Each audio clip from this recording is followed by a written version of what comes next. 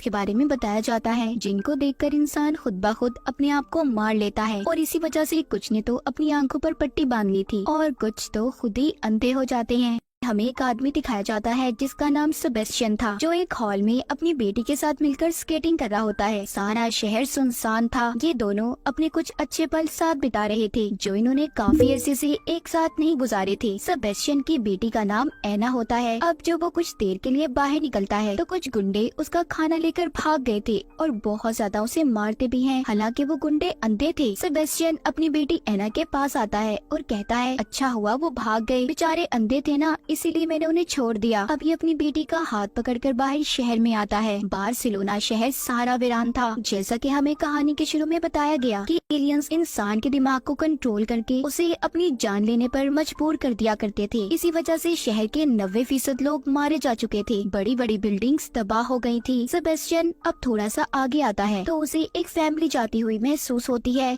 वो देख तो नहीं सकता था क्योंकि उसने अपनी आंखों पर पट्टी बांधी हुई थी। जो फैमिली जा रही थी उन्होंने भी अपनी आंखों पर पट्टी को बांधा हुआ था। सेबेस्टियन उस फैमिली से कहता है, देखो मैंने कल से कुछ नहीं खाया, मैं बहुत अकेला हूँ। उस फैमिली का लीडर कहता है, ये तुम्हारी प्रॉब्लम है, अभी हम यहाँ पर किसी पर भी भरोसा नहीं कर सकते। तभी सेबेस्टियन उन्हें बताता है, मैं इंजीनियर हूँ और मुझे पता है जनरेटर कहाँ पर है। दरअसल हुआ कुछ यूँ था, बार्सिलोना शहर में बहुत ज्यादा ठंड थी और इसीलिए सबको गर्म होने के लिए अपने कमरों में बिजली की जरूरत थी। उस फैमिली के पास कोई और रास्ता भी नहीं था, तो इसीलिए वो सेबेस्टियन को अपने साथ मिलाकर अपनी खुफिया जगह पर ले आए थे, जो कि बस का एक कारखाना था। वहाँ पर और भी बहुत से लोग मौजूद थे, जिनमें डॉक्टर, इंजीनियर्स, बहुत से लोग शामिल थे। सेबेस्टियन की आंख पर चोट लगी हुई थी, जो उस वक्त लगी थी जब इसे अंधे गुंडों ने मारा था। वहाँ पर एक लेडी डॉक्टर उसका इलाज करती है और उसकी चोट में टांके लगाती है। सेबेस्टियन उस लेडी डॉक्टर से पूछता है, यहाँ पर और कितने लोग रहते हैं? वो बताती है, मुझे मिलाकर यहाँ पर 6 लोग रह रहे हैं। अब रात हो चुकी थी, सभी मिलकर खाना खाते हैं। वहाँ पर एक आदमी था जिसने अपनी आंखें जाया कर दी थी, यानी कि वो खुद ही अंधा हो गया था। वो यहाँ पर सबको अपनी कहानी सुनाता है। कहता है कि शहर में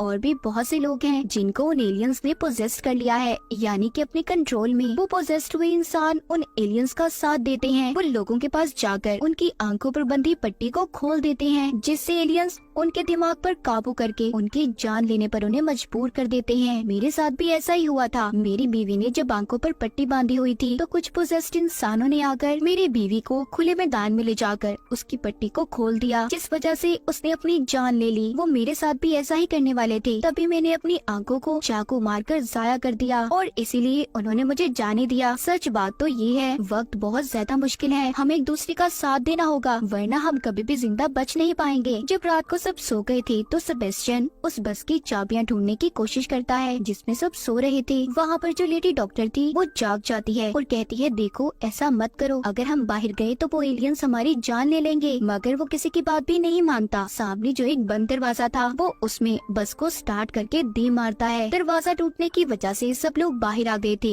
एक खुले मैदान में उनकी बस का एक्सीडेंट हो गया था। सभी सेबेस्टियन से पूछते हैं कि आखिर तुमने ऐसा क्यों किया? सब तुम्हें मना कर रहे थे ना, तुम बहुत बड़े धोखेबाज हो। एक तो हमने तुम्हारी जान बचाई, उल्टा तुमने हमें ये मुसीबत में डाल दिया। तभी यहाँ पर सेबेस्टियन को महसूस होता है कि वो एलियंस इनके पास आ रहे हैं। दरअसल उन एलियंस की आते ही ग्रेविटेशनल फोर्स कम हो जाया करती थी, पत्ते पत्थर हवा में लहराने लगते थे। इस वक्त भी ऐसा ही हो रहा था। जैसे ही पहला आदमी उस एलियन को देखता है, अपनी तरफ आता महसूस करता है, उसने कांच का टुकड़ा उठाकर अपना गला काट लिया था। वो लेडी डॉक्टर जब बस से बाहर आई थी तब उसने भी बस के टायर में अपना मुंह दे दिया था और गर्दन टूट जाने की वजह से मर जाती है। वहाँ पर तीसरा आदमी जिसके हाथ में लाइटर था वो बस के पास जाकर जलते हुए लाइटर को फेंक देता है। पेट्रोल की वजह से बस में आग लग गई थी, वो आदमी भी जलकर मर जाता है। वो एलियंस दरअसल इंसान का डर उनके आगे आने पर मजबूर कर दिया करता था। जैसा डर इंसान के दिल में होगा उसकी वैसे ही मौत होगी।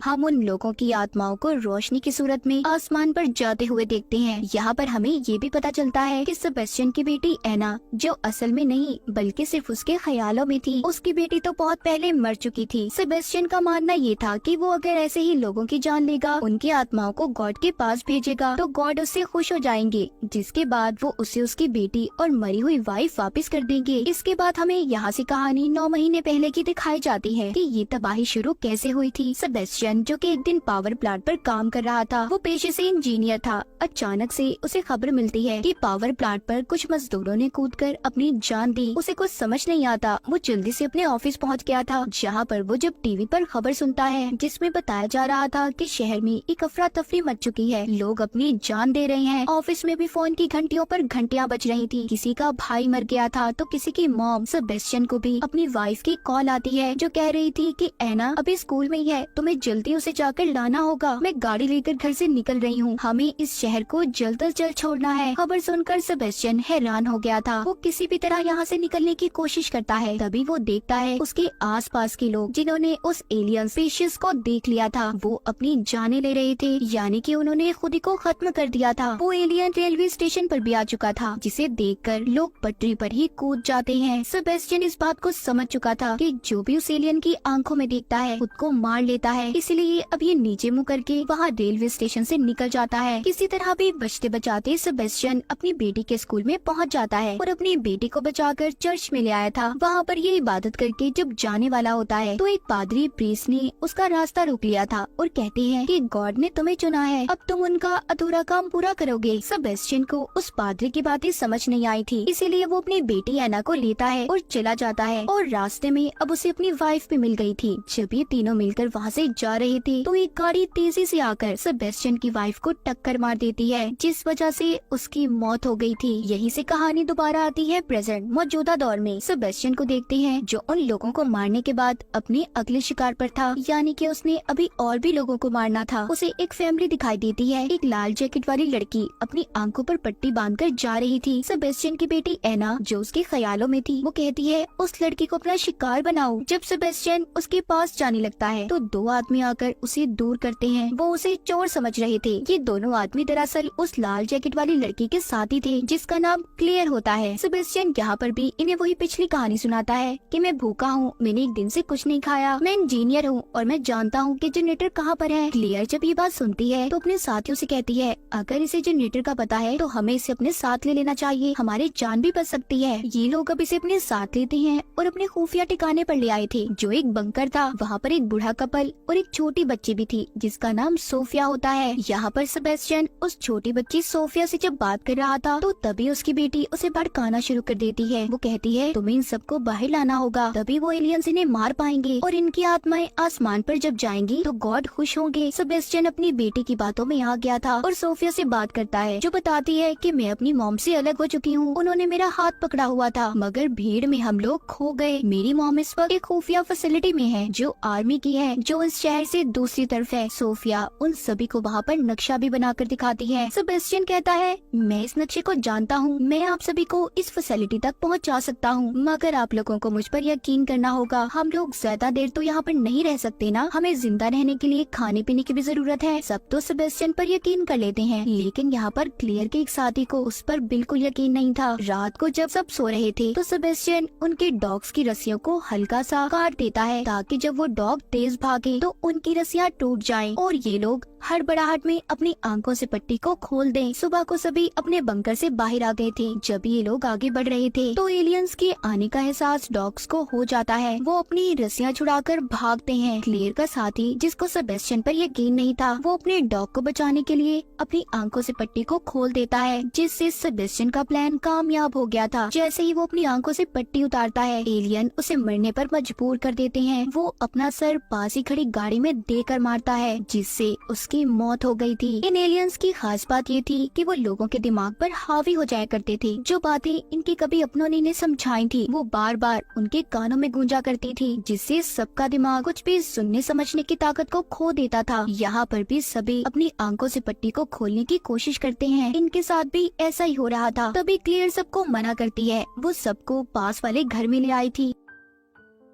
सोफिया जो बहुत ज्यादा डरी हुई थी, सेबेस्टियन उसे अपनी बेटी एना का लॉकेट देता है। क्लियर यहाँ पर अपने साथी के साथ सोचती है कि जब सभी अपनी जान बचाने की कोशिश कर रहे थे, चीखो पुकार थी, तब मैंने सेबेस्टियन की आवाज को नहीं सुना और मैंने उसके सर पर लगे टांगों को भी देखा है। इसका मतलब वो पहले किसी ग्रुप के साथ रह चुका है। उधर ही उस बूढ़े कपल में से हस्बैंड को भी हाथ पर डॉग ने काट लिया था, इस वजह से उसके हाथ से खून निकल रहा था। ये उस घर में दवाइयों को ढूंढने लगते हैं। जब क्लियर का साथी ऊपर जाता है तो सेबेस्टियन ने चला चालाकी से उसकी आंखों से पट्टी को खोल दिया था और एलियन खिड़की से आकर उसे भी मार देता है। और नीचे आकर उसने सभी से झूठ बोल दिया था कि ऊपर एलियन है, हमें जल्दी यहाँ से निकलना होगा वरना वो हमें भी मार देगा। ये इन्हें लेकर यहाँ से भी निकल जाता है। बाहर जाते ही उस बूढ़े कपल में से हस्बैंड की हालत बहुत ज्यादा खराब हो गई थी, उससे चला भी नहीं जा रहा था। उसकी वाइफ उसके पास आती है, वो दोनों वहीं पर रुक गए थे। वो क्लेयर और सेबेस्टियन से कहते हैं कि तुम लोग जाओ, हम यहीं पर रुकेंगे, वैसे भी हमारी उम्र हो गई है, अगर हम मर भी गए तो कुछ नहीं होगा। वो दोनों मरने से पहले एक दूसरे को देखना चाहते थे। जैसे ही वो अपनी आंखों से पट्टी को हटाते हैं, एलियंस ने आकर उन्हें भी मार दिया था। इधर सेबेस्टियन सोफिया और क्लेयर को बचाकर एक घर में ले आता है। यहाँ पर बार बार एना उसके ख्यालों में आकर यही कह रही थी कि बस 2 और डैड, आपको 2 और लोगों की जान लेनी है, इनकी आंखों से पट्टी को हटा दो, ये मरेंगे तभी तो हम मिल पाएंगे। मगर सेबेस्टियन छोटी बच्ची सोफिया की आंखों से पट्टी को नहीं हटा सकता था। इसी दौरान वो अपने दिमाग को काबू में ले आता है। उसे समझ आ गई थी कि जो कुछ भी वो कर रहा है सब गलत है। अब यहीं से कहानी 8 महीने पहले की दिखाई जाती है। सेबेस्टियन की वाइफ की मौत और उस हादसे के बाद शहर की आबादी